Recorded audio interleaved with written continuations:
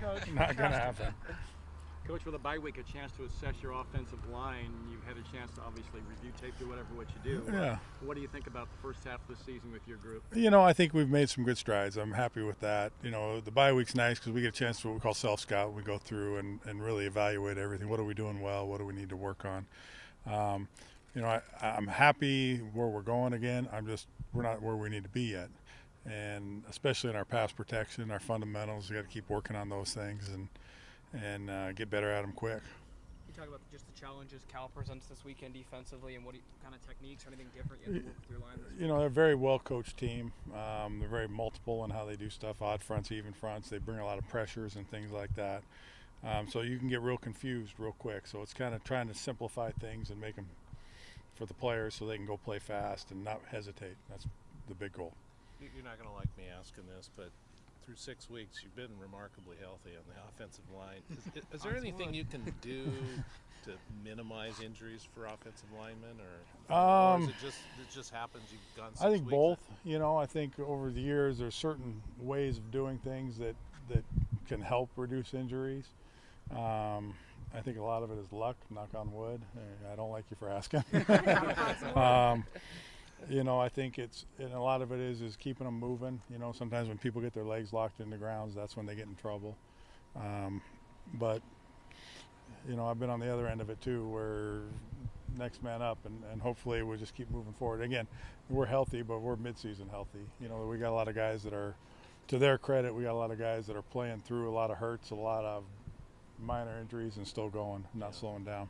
Jamar, obviously, he's been able to find those holes you guys have been opening. Is that just his innate ability? Talk about that when you watch. I think he's really developed as a running back. It's a different – the high school game to the college game is night and day difference. And I think if you really look at him and you've seen how he runs, he's running really hard. He's got good vision naturally.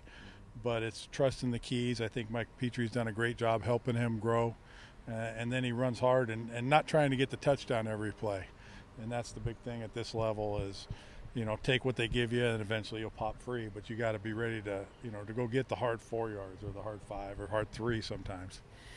Do your linemen have to have an awareness that it's Jamar with the ball, and that his style is that they've got to stay with things sometimes with him because he can be patient and wait for things to open?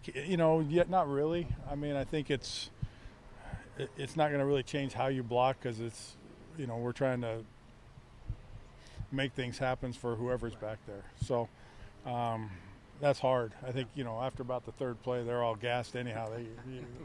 I could be back there, they wouldn't know. What about the differences for an offensive lineman in technique if they're good in the run game, but you're working in pass pro stuff?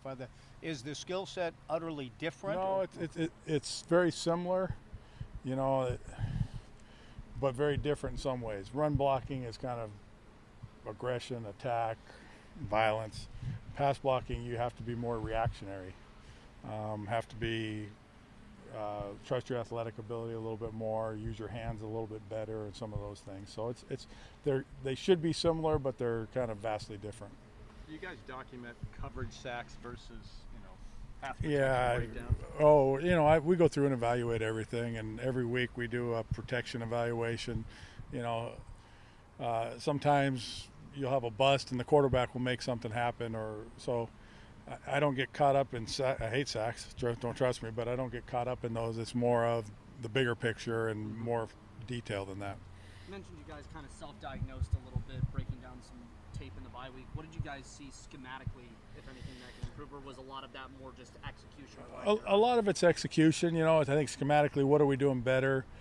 Maybe sometimes what we're asking them to execute on a play and how we're asking them to do it. Maybe we can teach a little differently, a little better. When you watch 6 games and we break it down by play, so you're watching the same plays over and over and over. Things start to jump out, things that really probably give you more of a plan of what to work on next. So is that something when you're coaching in practice, just how you approach giving them what they need to do? Yeah, I think you take it, it's like we all do. You evaluate anything in your life and then you make a plan of action to go forward and make it better. Coach, thank you. Thanks, Coach.